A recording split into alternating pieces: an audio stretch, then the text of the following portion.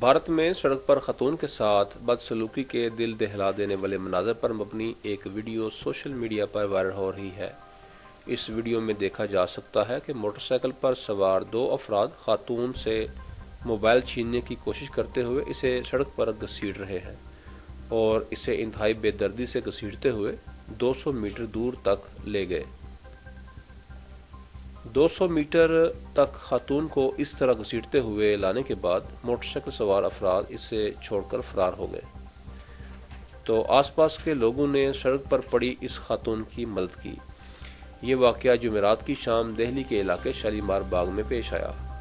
بھارتی media reports کے مطابق خاتون شالیمار باغ کے فورٹس ہسپتال میں کام کرتی ہے اور ابھی وہیں اس کا علاج ہو رہا ہے۔